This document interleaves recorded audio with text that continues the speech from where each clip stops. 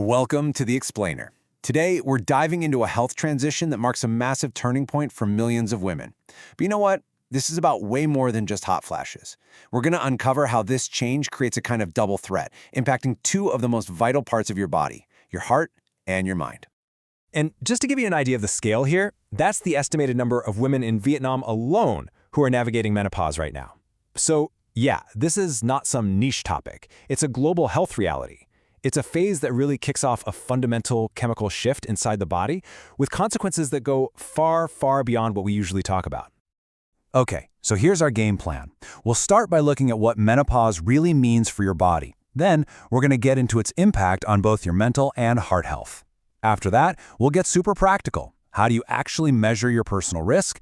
And most importantly, what can you do about it? Let's build that proactive health plan.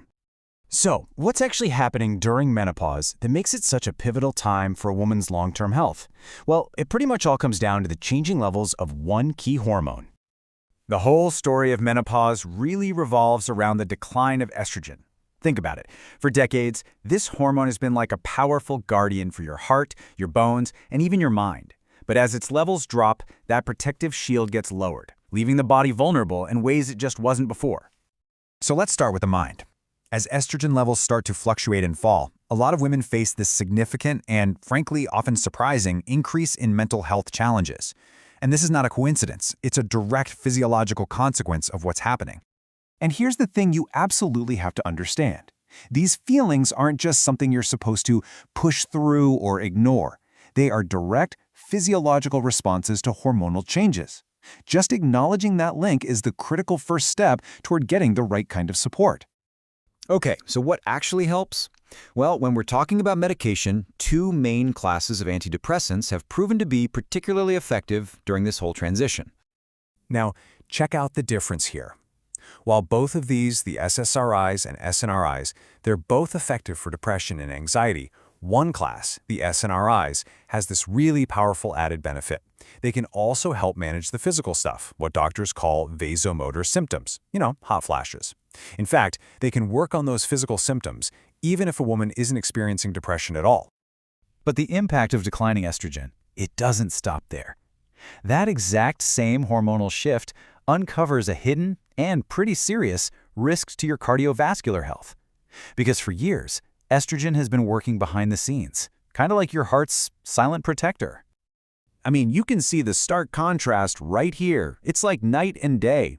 With estrogen, your body is maintaining flexible blood vessels and healthier cholesterol levels. Without it, this whole cascade of changes begins. Arteries stiffen up, blood pressure starts to rise, and that bad LDL cholesterol just creeps up. Every single one of those things dramatically increases the risk for heart disease. And this is exactly why those symptoms matter so much. You gotta think of them as signals from your body. Get this. Research has linked frequent hot flashes to a staggering 48% increase in the risk of developing diabetes later on. And as you know, diabetes is a major driver of heart disease. So, this all leads to a really vital question. If the risk is going up, how in the world do you know where you stand? Well, the good news is, this isn't guesswork. Your risk can actually be calculated. Doctors use these validated risk calculators, and you can even find them online and as apps. They basically take your personal health numbers and predict your 10-year risk of having a major cardiovascular event, like a heart attack or a stroke. The real takeaway here is that your risk isn't some vague, unknown threat. It's a number. It's a specific score that can be calculated, it can be tracked, and, most importantly, it can be managed.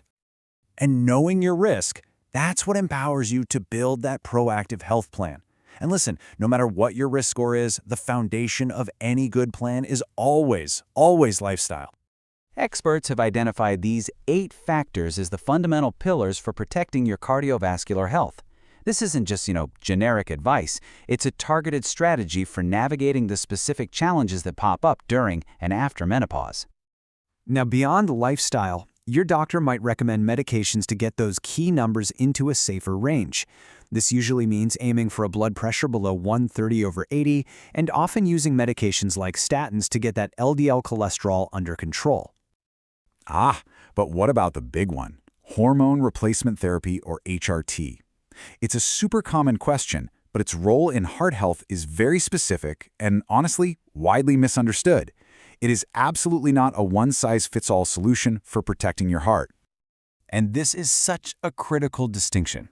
HRT is a powerful tool for managing symptoms, like really severe hot flashes, but it is not prescribed specifically to prevent heart disease. In fact, it's not even recommended for women who are already at a high cardiovascular risk. And that right there is exactly why knowing your risk score is so incredibly important. It's not just a piece of data. It is the mandatory first step that determines which treatments, like HRT, are actually safe and appropriate for you. So let's end with a little shift in perspective. If you understand these interconnected risks to your mind and your heart, you can stop just reacting to symptoms and start being truly proactive about your long-term health. So the real question is this phase of life, with all its changes, an end, or is it actually an opportunity, the beginning of your most proactive health decade yet? It's a powerful moment to take control and set the stage for a healthier, stronger future. Thanks for joining this explainer.